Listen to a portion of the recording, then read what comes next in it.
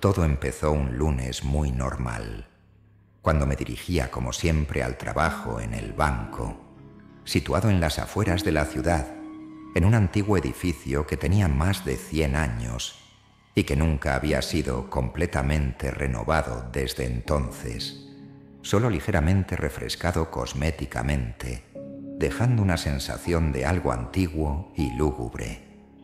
Había trabajado allí durante casi 5 años, en el departamento de crédito, y cada día parecía absolutamente igual.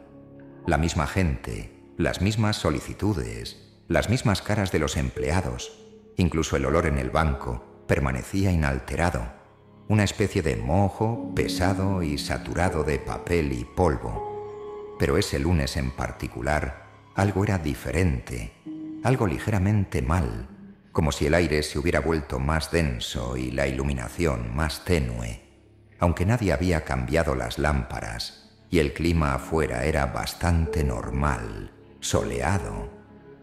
La primera señal de alarma la dio una clienta, una señora mayor, que entró agarrándose a la pared como si tuviera miedo de caerse y empezó a rellenar una solicitud de préstamo. Sus manos temblaban tanto que el bolígrafo se le cayó de los dedos sobre la mesa varias veces. Le ofrecí un poco de agua y le pregunté si se sentía mal, pero ella simplemente me miró con sus ojos grises y translúcidos y dijo en voz baja, casi en un susurro, que ese banco estaba maldito y que pronto todos lo sentiríamos. En ese momento simplemente sonreí cortésmente y lo atribuí a la edad del cliente y a posibles problemas de salud. Pero la frase se quedó en mi cabeza y seguí pensando en ella durante todo el día. Entonces ocurrió algo aún más extraño. Uno de los empleados, un joven llamado Miguel, normalmente muy alegre y sociable, de repente se encerró en su oficina y no salió durante mucho tiempo. Aunque normalmente siempre almorzaba con todos, reía y contaba chistes. Esta vez no lo vimos ni siquiera durante el descanso, y cuando fui a verlo, la puerta estaba cerrada desde dentro. Llamé a la puerta y pregunté si todo estaba bien, pero con voz temblorosa me respondió que estaba ocupado, aunque era evidente que algo iba mal. Decidí dejarlo solo, pensando que tal vez tenía algunos problemas personales, y regresé a mi lugar de trabajo. Pronto llegó al banco otro cliente extraño, un hombre alto con un abrigo largo y negro, lo cual era completamente fuera de temporada, dado el día caluroso y soleado. Se sentó frente a mí y me dijo que quería abrir una cuenta por una gran suma, sacando de su maletín un fajo de billetes que parecían nuevos, pero que por alguna razón olían a humedad y a moho, tan fuerte que tuve que darme la vuelta para no asfixiarme. El hombre actuaba de forma extraña. Hacía preguntas sobre la bóveda del banco, sobre qué tan seguro estaba el dinero de nuestros clientes, y por alguna razón seguía mirándome fijamente, sin apartar la mirada, mientras yo escribía sus datos. Me sentí muy incómodo tratando de terminar el papeleo lo más rápido posible.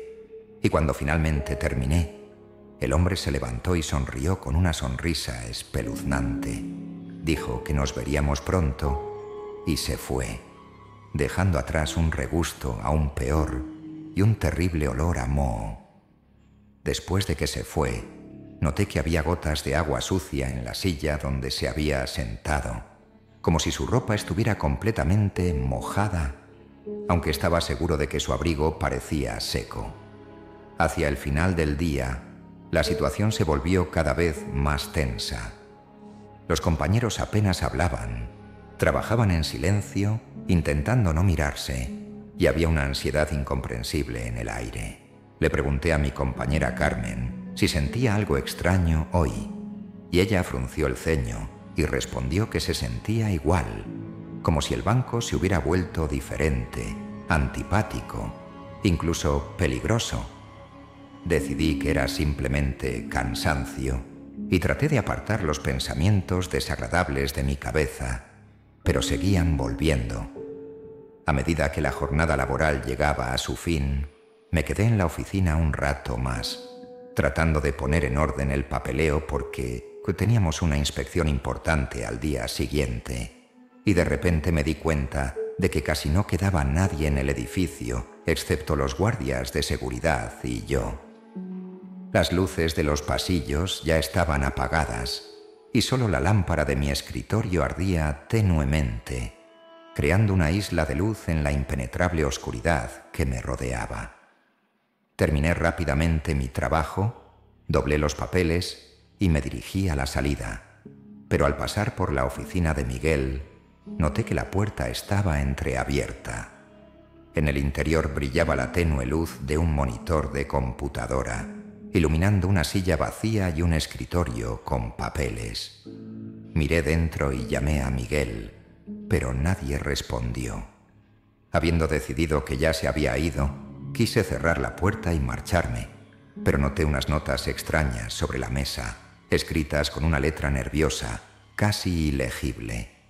Los periódicos repetían la misma frase: «Él vino por nosotros», escrita una y otra vez, cientos de veces, en cada página.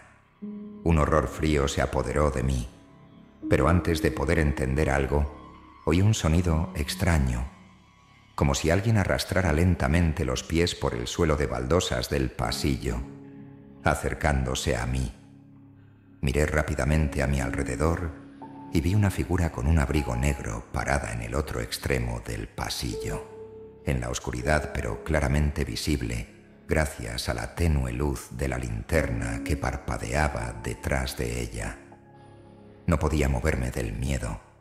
Mi corazón latía con fuerza en mi pecho, y la figura levantó lentamente su mano, apuntándome directamente, y susurró mi nombre en voz baja, con una voz tan profunda y ronca que me sentí... Había un temblor en todo el cuerpo. Presa del pánico, corría hacia la salida, casi corriendo del banco a la calle, respirando el aire fresco de la noche, pero la sensación de que alguien me estaba observando no desapareció. Desde entonces, mi vida se convirtió en una pesadilla, lo cual solo fue al principio. Apenas dormí esa noche. Me acosté en la cama y miré al techo, incapaz de quitarme la idea de que algo terrible ya había comenzado, y no se detendría hasta llevarnos a todos uno por uno, como me había advertido esa anciana del banco, a quien al principio no tomé en serio, pero ahora cada palabra suya parecía una profecía siniestra que me enfrió el pecho. Di vueltas y miré por la ventana hacia la calle vacía iluminada por la tenue luz de los faroles, esperando ver a ese hombre misterioso con un abrigo largo de pie justo debajo de mi ventana y mirándome directamente. Pero la calle permaneció vacía y nadie apareció nunca, aunque sentí su presencia incluso aquí, en mi propio apartamento, como si de alguna manera hubiera entrado y ahora estuviera de pie junto a mí, como una silueta invisible en la oscuridad de la habitación.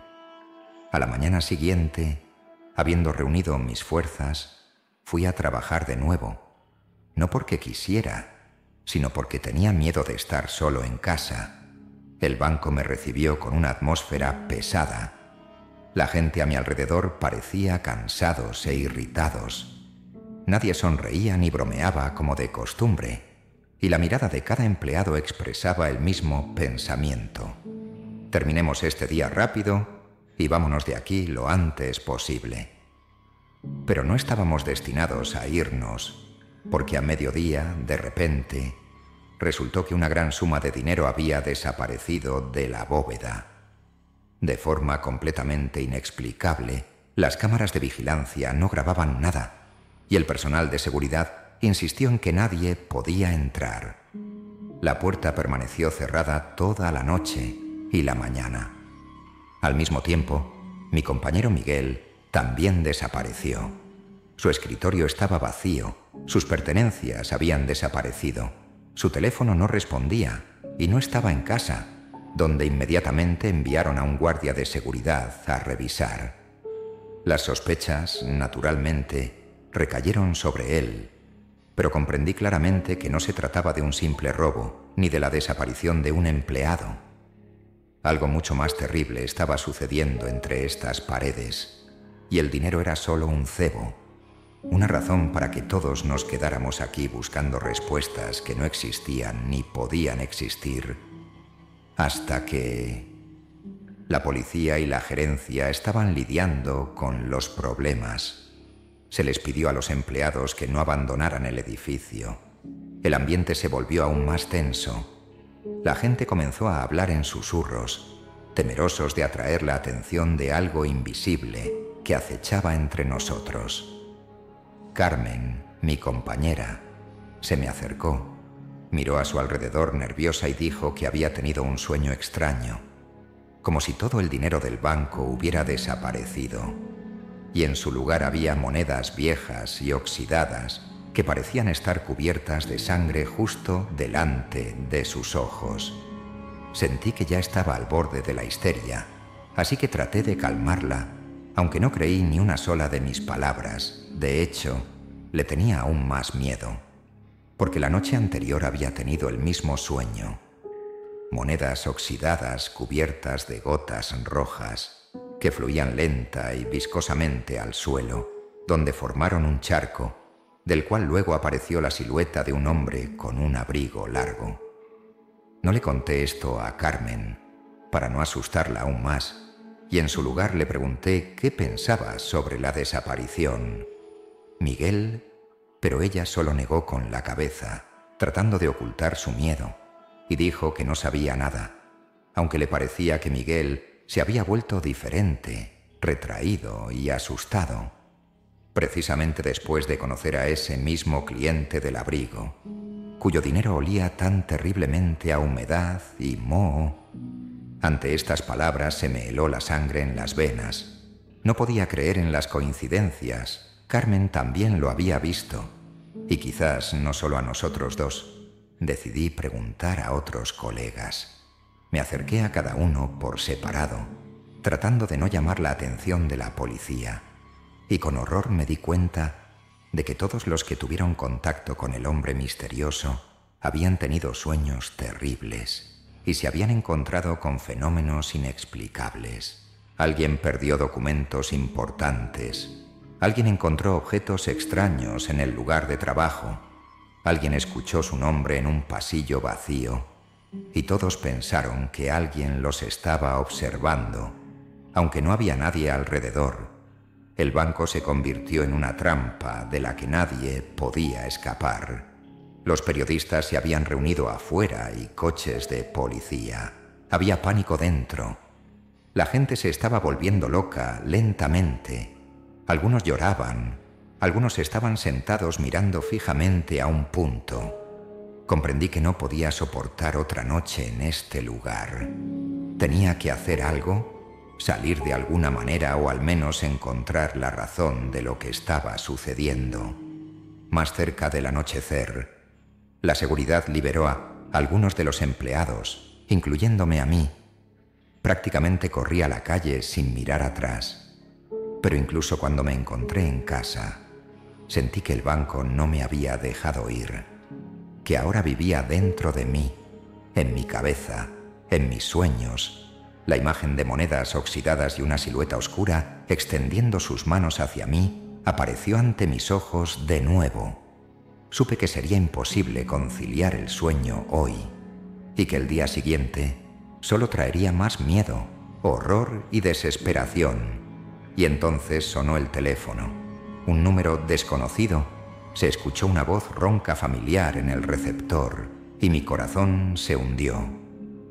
Entiendes que el dinero fue solo el comienzo, ¿verdad?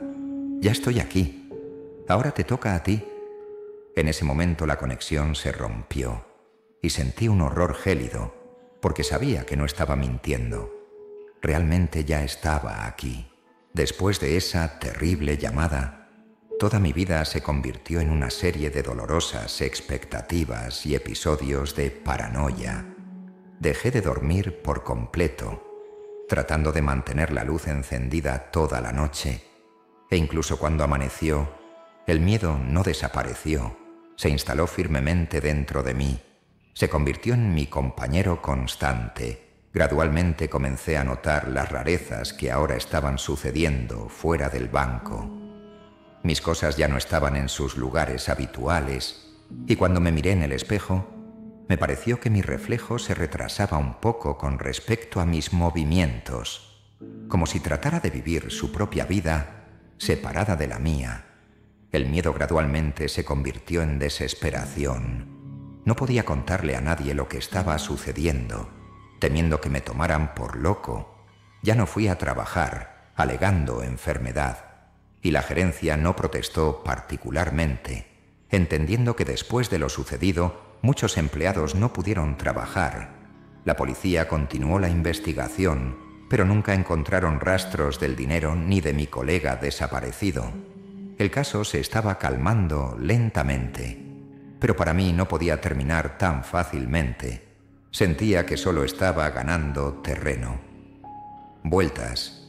Una mañana sonó el timbre y yo, experimentando otro ataque de ansiedad, me acerqué a él y pregunté quién era. En respuesta escuché la voz de Carmen, mi compañera, con quien no había hablado durante varios días. Dijo que necesitaba hablar conmigo urgentemente, y en su voz escuché notas de miedo y desesperación que me eran tan familiares. Cuando abrí la puerta, la vi pálida, demacrada, con ojeras. Entró y enseguida comenzó a decirme que le pasaba lo mismo que a mí. Llamadas extrañas, sueños terribles, cosas que desaparecían. Y recientemente vio a Miguel, o al menos su figura, de pie junto a su cama en mitad de la noche. Me preguntó si le creía, y le respondí que no solo le creía, sino que estaba experimentando exactamente lo mismo. Decidimos que ya no podíamos ocultar más lo que estaba sucediendo, y volvimos al banco, porque ambos estábamos seguros de que allí era donde se escondía el secreto que nos conectaba con esta pesadilla. Los guardias de seguridad nos dejaron entrar a regañadientes, diciendo que ese no era lugar para ex empleados. Pero Carmen logró convencerlos de que habíamos venido a recoger nuestras pertenencias.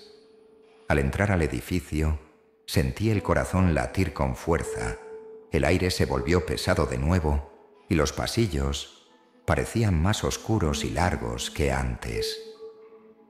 Entramos en la oficina de Miguel, donde sentimos alarma por primera vez.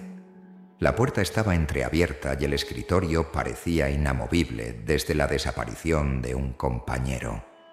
Los mismos papeles con la frase repetida «vino por nosotros» seguían tirados en el suelo. Carmen cogió una de las páginas y, temblando, dijo que ahora entendía el significado de esas palabras.